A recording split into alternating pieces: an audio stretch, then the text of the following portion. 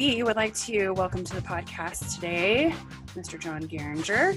John helps growth-minded business owners who are financially overwhelmed make smart choices about their money and get where they intend to go faster.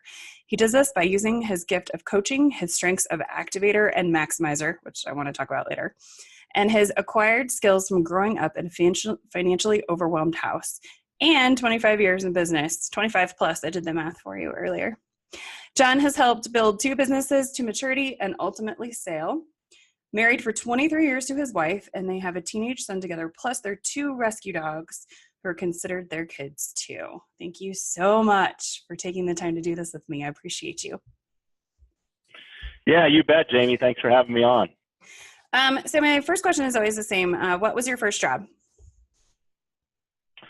My first job, I was so fortunate to have my next door neighbor give me the job of mucking stalls for his 2 horses, as well as, the more glamorous part was I got to exercise and groom them. But let's just be honest, I mucked stalls. That's awesome. You're actually my second podcast guest this week that was their first job. And that was at the age of 10. So you said in my intro that I grew up in a very financially overwhelmed house. So I never wanted to go and ask my parents for money. So I decided to go to the next door neighbor who had 5 acres and a couple of horses and said, you have some work for me to do so I could earn my own money and didn't have to ask my parents for money if I wanted to go to the movies. How do I get my 11-year-old to do this? All right. So you have been in financial advisory for 25 plus years. How did you get started? And what has been your progression with that? Yeah. So if you would ask me growing up if I intended to be a financial advisor, I would say no. I was a business major in college with an accounting minor. And I originally was an accounting major, Jamie. I don't know if you know that, being an accountant. I did not know that. But yeah, what you probably know is that the junior year either makes you or breaks you, and it broke me. I did my junior and senior years in 18 months because I switched majors. Wow. Like super late, and I had to do all of those upper level classes in 18 months to graduate. It was crazy. Yeah, well, that's why you're an accountant and I'm not. So my actual original career track was I wanted to be an FBI agent. As I think back, I think really what I thought would be cool would be to be wearing a suit and packing heat. And but I'm serious. But because I changed my major from accounting to business, that meant that I had to work someplace for 3 years before I went into the FBI. And since I started working on when I was 10, and I had a few other jobs after that, I actually had some work experience. I worked all through college in addition to playing baseball. And so my dad recommended I hire a lady that he had used to help me prepare my resume. And she said to me, I'm just going to tell you, you're way too motivated for the government.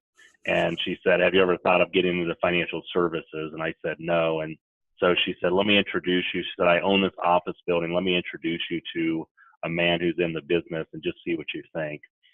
And so what happened is I decided to give it a try. And if I didn't like it, I would stick it out for 3 years and then I'd go into the FBI. And I wound up loving it. And I never, ever applied to the FBI.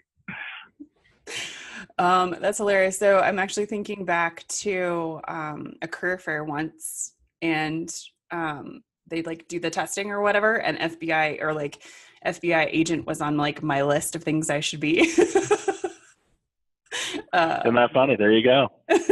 No, I was like, you just want me to be an analyst. So you have an amazing story about how you left California and moved to Colorado to start over. I've heard that story a couple times. Could you give us the Cliff Notes version for the audience, please? Yeah, Cliff Notes version, just in tying in the question of progression of my career. So I was very fortunate to build a firm from scratch in San Diego, and I'd only lived in San Diego 1 year prior to starting my practice. And I rented a room from my sister, and when I started, she said, hey, look, don't come to me for referrals because I got to make sure you know what you're doing before I start to refer you to my friends. So Thankfully, I learned how to build a network that referred business, and we built and sold that practice. But it is a pretty funny story. So I started in 1994, and I made a conscious decision in 2008, not knowing that it was 2008, to go from a mass affluent practice that accepted everyone as a client to a high and ultra high net worth practice that worked with a finite number of ideal clients and providing them the best possible service. So I started working on that transition in 2008. And Jamie, you were in business in 2008, right? No. Not yet? Not yet. Well, anyways, I got my rear end handed to me in business because, as an example, I worked with business owners back then, and we had a business owner go from 110 employees down to 10 employees in a matter of 6 months. I had 2 business owner clients go bankrupt because they couldn't manage or they didn't do a good job of managing cash flow. So that impacted our business. We obviously made it through and recovered, but I just didn't know it was 2008. But in 2010, this is now getting to how I wound up in Colorado. In early 2010, January or February, my mother-in-law from here in Denver called me at my office in San Diego, and she said, "Hey," she said, "you're married to my second of 2 daughters and children, and you have my only grandchild." And at the time he was 5, and she said, "What has to happen for you to spend more time in Denver?" Well, because I was in the middle of really focused on building a practice, I said, "Lillian, you give me 6 clients in Denver, I'll spend more time in Denver." So not the most emotionally intelligent answer, but it was a pure business answer. Yeah. And so she said, "What's an ideal client?" And so I had at the time, and I still have today, a 1-page bullet pointed on what my ideal clients look like, or the clients that I best serve. So I said, "I'll send it to you." So I emailed it to her, and I went back to my day, and about 2 weeks later, she called me and she said, "All right, when can you get here?" And I said, "For what?" And she said, "You told me that if I get you 6 clients in Denver, you would spend more time here. I have people for you to meet. When can you get here?" And so I went to my office staff, and they got me a flight to Denver, and I started coming out here in, I don't know, February or March of 2010, and I'd come out once or twice a month. And we got to the summer of 2010, and it was probably probably July or August, and my wife and I sat down and did a pros and cons. What are the pros of living in Denver, and what are the cons? And the only con was that I had 0 clients in Denver still. And I looked at the list, and I said, it's not a big enough reason. So that was on a Sunday. I went into the office on Monday, and my right-hand guy, his name was Danny, and I put the pros and cons list in front of him, and he said, "Looks like you need to move to Denver." I said, "Yep, looks like I do." So we made the decision to do that, and we were here I think we left on November 1st and drove out here and got here on November 3rd and sold our house in San Diego, and here we are. So I love that. I love that you guys are just like, okay, let's just go. So awesome. Well, it was one of those things, Jamie, that I can tell you just to serve your audience, because I'm sure you have an audience of all different ages. Mm-hmm. But when I was really young, and especially because I grew up in a financially overwhelmed house, I thought that if I was financially successful, that I'd be incredibly happy. Mm-hmm. And so thankfully, Lisa and I were financially successful by 2005, 11 years later, and it was kind of like what you would think of as financially successful. We were millionaires. We had a beautiful home in San Diego on a hill. We drove the cars we wanted to drive. We had lots of extra cash flow. I had my own business. But to be honest, I was actually pretty empty. I was pretty miserable. And so one of the things that I realized is that money, growing up in a financially overwhelmed household, I thought money would make me happy and fulfilled, but money will never fulfill us. And so I had gotten my priorities in order. And so those priorities are faith, number 1, family, number 2, and business, number 3. And so when I looked at that and I saw that it was such a good move for our family from a faith and family perspective, it was actually a really easy decision. And Roy Disney, Walt's brother, said, "When your values are clear, your decisions are easy." So because my values were clear, my decision was easy. Yeah, and I think, I know that if you do grow up in a financially overwhelmed house, a lot of the time you turn around and try to make it like completely the opposite. But once you get to that kind of homeostasis where everything's paid, like there is no happy after that. Just from what I've learned, Yeah, and how they work. yeah, I think of one client right now, and he's a client here in Denver. So I finally did add clients. You got a couple of them, Denver, just one or two. but he became a client in 2010, and he's asked me several times. I don't think he asked me anymore, but he became a client in 2013, but he asked me several times early on, like, hey, how do you become wealthy? How do you become wealthy? And I said, becoming wealthy is actually very, very easy. You just invest your money into appreciating assets, and you will become wealthy as long as you spend less than you make and you invest in appreciating assets. And so, but I always tell clients, but I can tell you from experience, being wealthy will not make you happy or fulfill you. Short term, it can make you happy to satisfaction, but becoming wealthy is really a goal checked off, and a goal checked off is, as long as Jamie, is no longer motivating. That's exactly true. Once you hit that box, it's like, okay, now what? Need the next one. Right. So you facilitate, on top of being a financial advisor right now, you facilitate a 3 to 5 club and run the 3 to 5 board, which I'm putting in quotes because it's not like a board of directors, which is a collection of business owners and mature businesses. What is your favorite thing about leading these groups of business owners?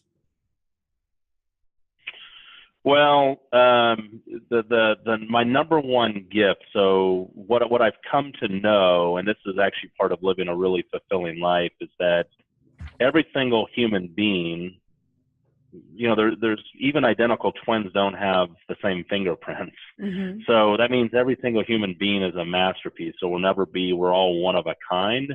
And we also have a unique gift set. So when you take our gifting that we're born with, and then you take our strengths and you take our acquired skills, if you can get those to work in synergy, there's incredible satisfaction and fulfillment from that, because you can really help people. You can make a difference with that. So what I love about serving as a facilitator for 3 to 5 club and for 3 to 5 board is that I get to use my gift of coaching. That's my strongest naturally born gift, along with my strengths of activation and maximization, along with my acquired skills to help these business owners get where they intend to go faster. And that's the thing that I love to do as a coach, is I like to help, whether it's a financial advisory client or a facilitation member or a coaching client. I just love to help people get where they intend to go faster. I love it. How did you find those? How did you find your gifts? Yeah, so I actually went through a couple of different gifting exercises, mm-hmm. and that's what helped me identify those. Okay. So Nora has been on the podcast. So I've done unique contribution. So I know that's one of the things that's helped you. Yeah, so actually Nora Abel actually did one of my gifting exercises. In fact, I remember the first day I met with Nora, we did 3 individual sessions. And she said, John, I'm going to tell you up front that when we uncover your dominant gift, it will be like if I said to a fish, hey, fish, you know what? You're a really good swimmer. And the fish would look at me and say, well, of course, I'm a fish. And so when she said at the 3rd session, she said, John, after getting feedback from family, friends, clients, people who have worked with you, people who have played sports with you, John, you're a coach. I was like, well, yeah. Yep, that makes sense. Yeah. So, and I did another one that confirmed the same thing. And so the other thing that I would say on that, just because it's made such a difference in my life, and I grew up in a family that was really big on what you and I would call industrial age thinking. We were actually really big on hard work. I remember calling my dad in 2005, 11 years into practice and being successful, but I called my dad and he lived in Northern California and I was in San Diego. And I said, hey, Dad, I said, I'm only working half days. And he goes, what? And I said, I'm only working 12 hours a day. And he goes, oh, that's okay. So you have an idea of the type of family I grew up in is that we were really big on hard work. And so when I initially got introduced to gifts, to me, it was kind of like woo-woo stuff, like gifts, like what's that? Like just go out and work hard. Like I became successful just by working hard and being intentional. Right. And so, but it's actually really been transformational in my life because when we work in our gifts, another way to start to identify your gifts is I call it the 3 E's. So first of all, when we do activities where we're working our gifts, it's energizing for us. Mm-hmm. That's the first E. The second E is that when we're doing activities that are in our natural gifts, it's actually effortless for us. So that was actually a really big mind bender for me for a while because growing up in a family of hard work, if things were hard, that's just the way I expected it to be. So when things were easy, I actually didn't give it a lot of credit because it was easy. And I thought things had to be hard.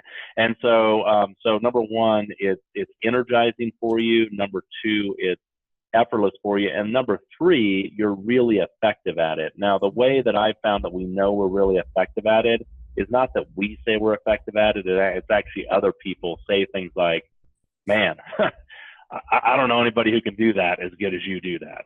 Or you really made a difference or making a difference in my life. You get comments, cards, emails, letters like that frequently when you're doing something that's in your gifts. So the 3 E's. I love that. I know I've heard you speak about that before. And I always think about you talking about your list that you keep next to the things you don't ever want to do again, like your energizers and your drainers. And I think about like how you guys do that within your staff so that when you're bringing someone new on, you can be like, okay, here's all of our drainers. Who can we hire that is energized by these things? Yeah, and actually, it's a good memory, good recall, Jamie.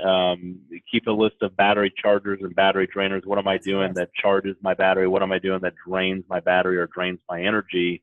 And actually, I would say that it's also good to sit down with team and take a look at, I had this happen last year to where I had a number of things under my battery drainers, and one of our team members took like 9/10 of it and said, I love doing those things.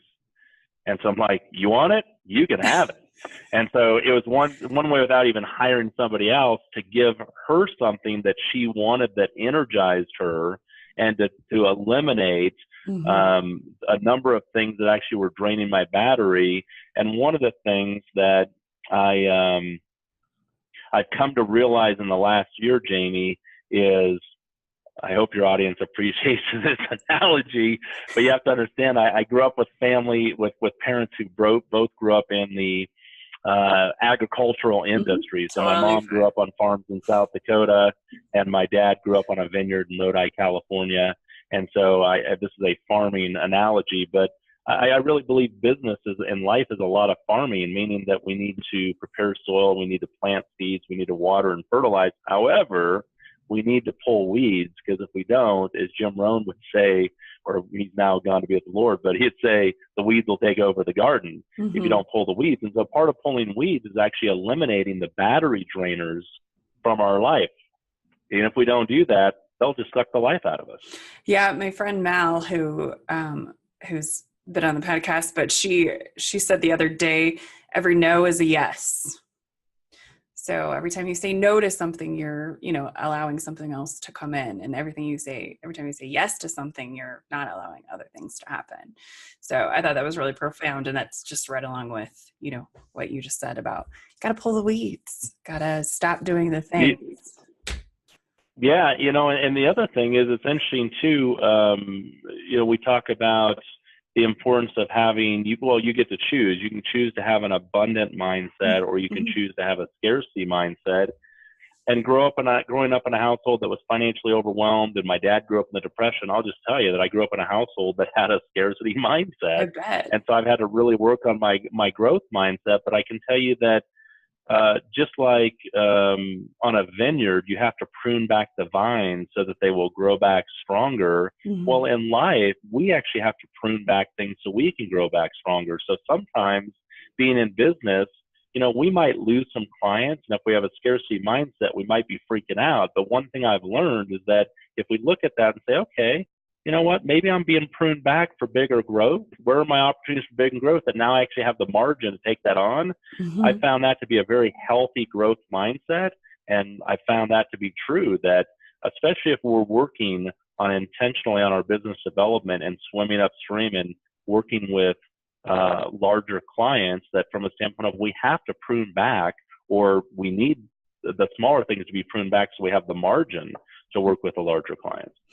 I love that. And then I also tell business owners sometimes, okay, it's the lull. What needs to happen in your business right now? So when the boom happens, that you can handle all those clients that are coming at you soon. It's so important to kind of look around in those times and be like, well, what process do I need to work on? Or who do I need to go talk to? Or things like that. So, they give us those lulls for a reason. And I've been sitting in one in the last month. And I've been pruning my life, of my, commitments I've made that no longer serve me. So it's been nice. It's been freeing. I can breathe a little better. Doing some intentional weeding. Yeah. Doing some intentional weeding of my time and effort and mental energy. So, say one of your favorite topics. So we kind of prepped this one, but one of your favorite topics to help business owners with is their leading and lagging indicators. What are these, and how do they help people expand their businesses? Yeah, so the first thing you have to know, a lot of people think that I'm a naturally gifted business development person because I built a practice from 0 to 2,200 clients between 94 and 05. And I only cold called for the first 6 months. And after that, it was 100% by referral. So we didn't do any advertising. I take that back. Okay. There was one time where I think for 6 months we advertised in a little community newspaper.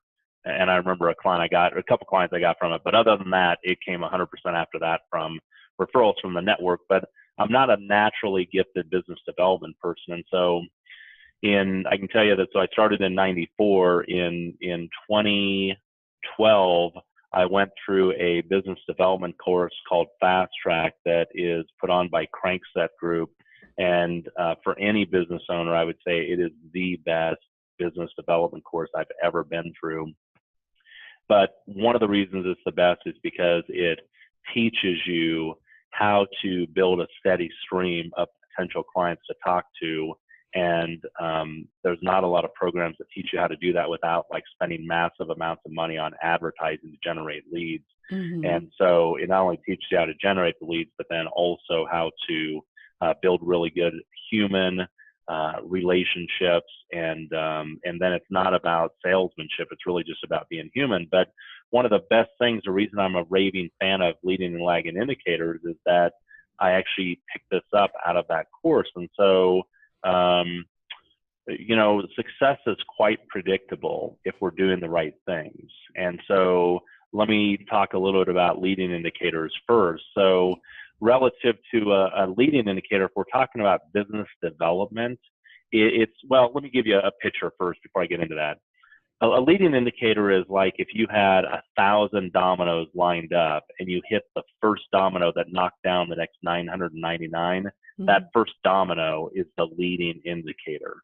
So what is the first activity that you or whoever is doing business development in your business needs to do that will actually be the indicator of the lagging indicator, the end result that you want? So let me talk about specifically what does a leading indicator look like.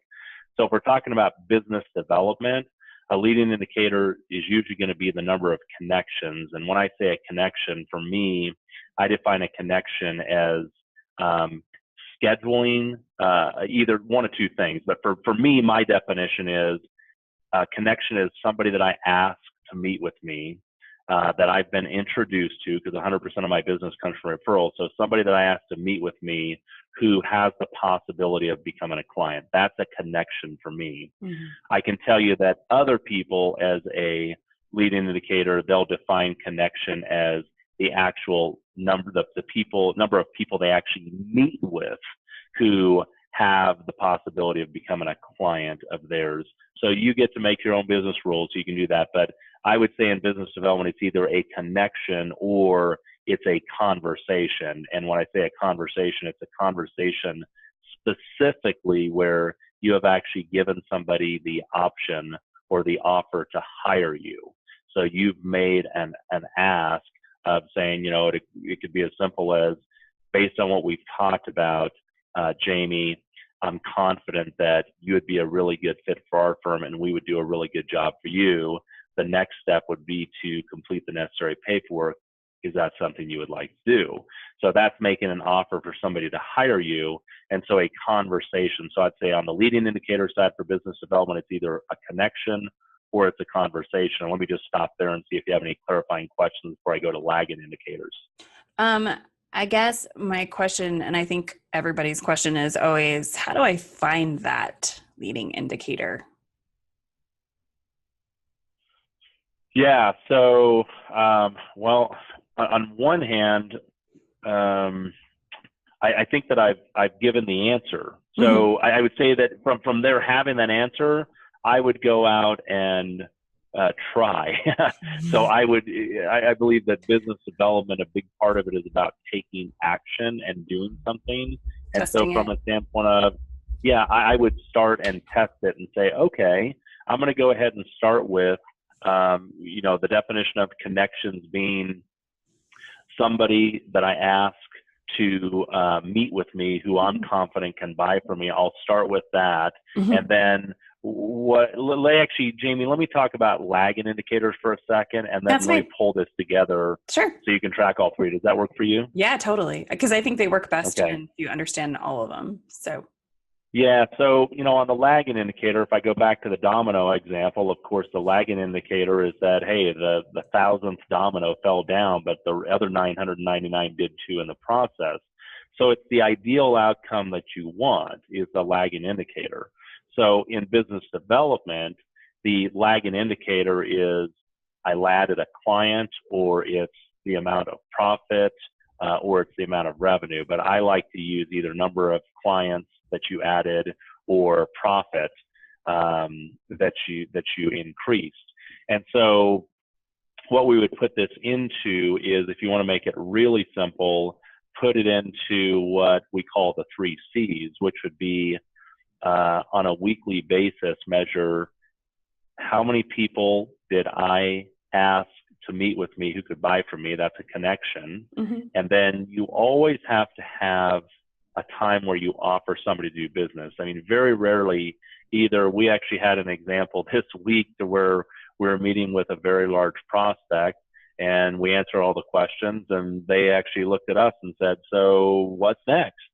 And so I, said at that point, and it's really important to know what you're going to say, but I said, well, essentially, we've explained to you exactly what we would do for you and exactly what the cost would be. The next step would be for us to go ahead and prepare an engagement letter for you to review and execute, and then we'll get started. Is that something you would like to do? And they said, yes, we'd like to do that. So that was essentially a buying conversation with a connection. But I think it's really important to have the second C, which is a buying conversation. And then we actually got that engagement letter back today. So now they're a client.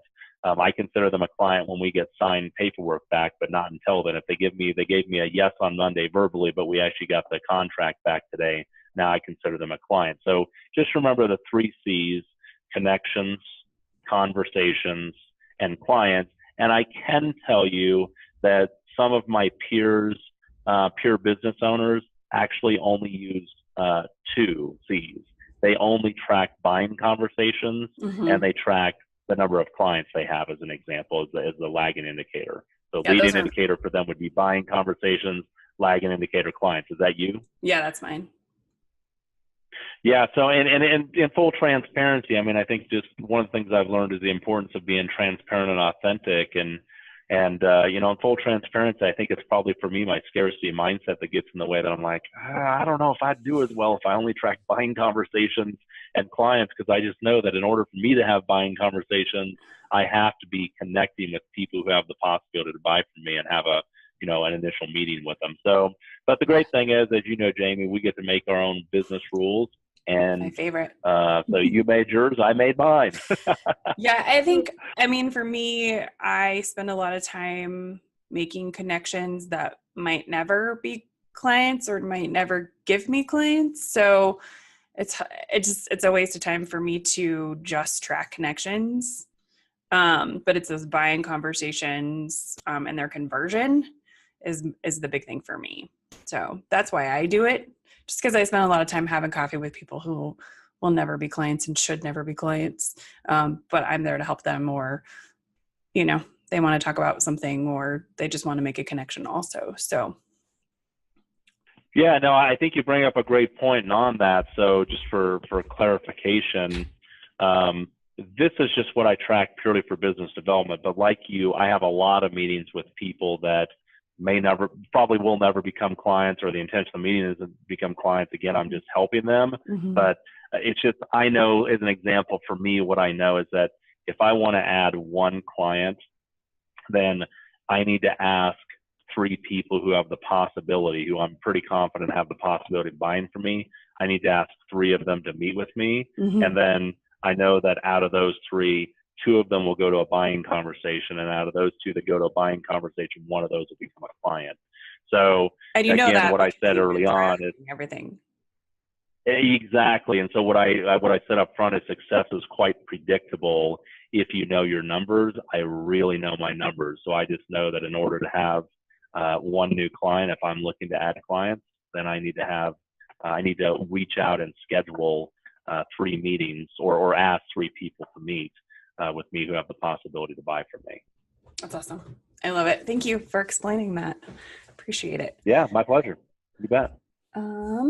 So, how does the application of leading and lagging indicators really help people like hone in on that, the one thing they need to do to expand their businesses? Like for you, you need 3 conversations, and then that'll lead to 1 buying conversation, or, one new client.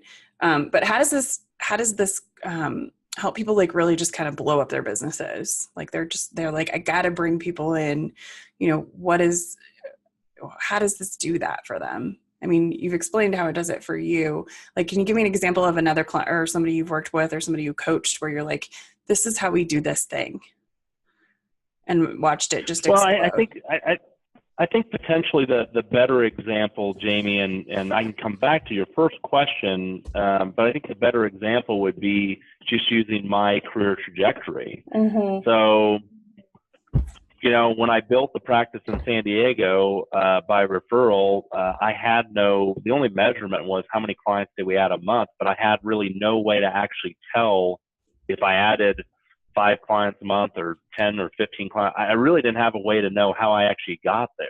Oh, wow. And so the importance, I knew that I was out meeting with a lot of people, but it was really kind of a random hope strategy. Hey, if I go out and meet with a lot of people, and look to help people, good things will happen. And it did. But from a standpoint of, I never had peace of mind. Mm. So what I would say is the value, because I always felt like, oh my gosh, I have to keep moving. I can never relax. I can never slow down.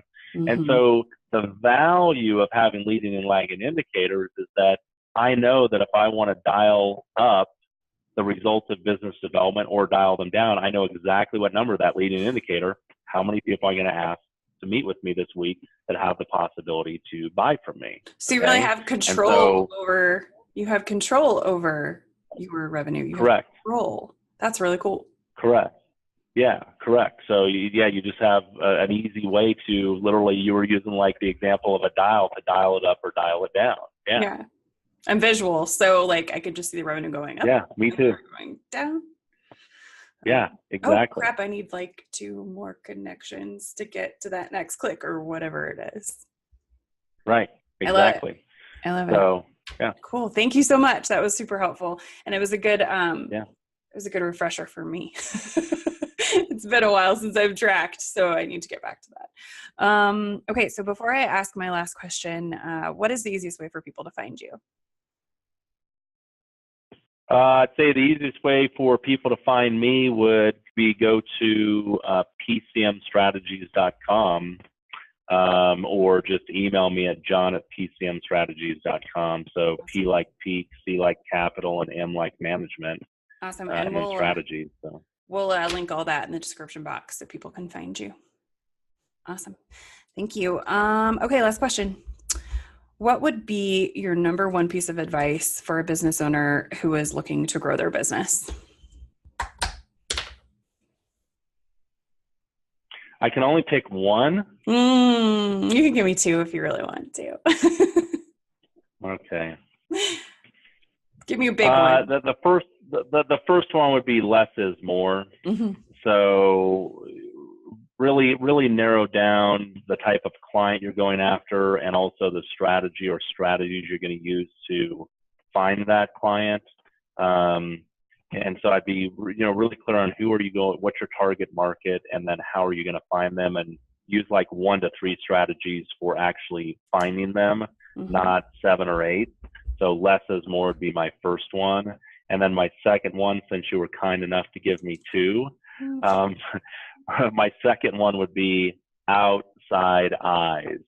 Outside eyes are so important. And I was telling one of my teammates today that I had 3 mentors tell me, actually, when I moved to Denver, I had 3 mentors tell me to join a firm in Denver and not start my own firm.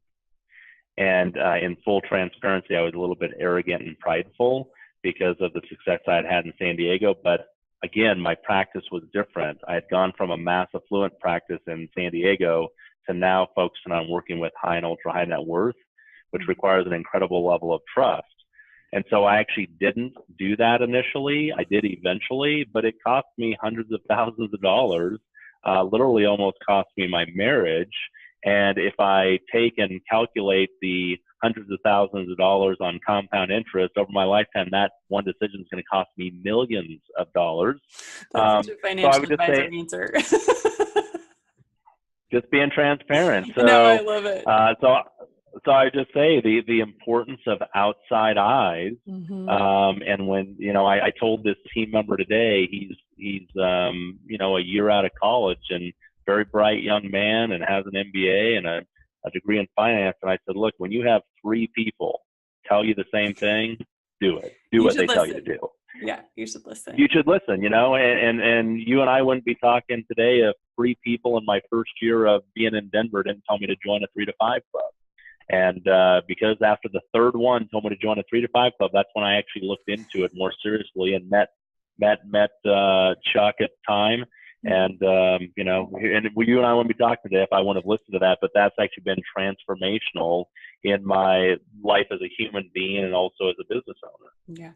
And we wouldn't be doing the podcast if 3 people hadn't told me I should do a podcast. There you go. Or, so maybe more. That's, yeah, exactly. But yeah, definitely, Jamie. Awesome. Well, thank you so much. I really appreciate you taking the time today.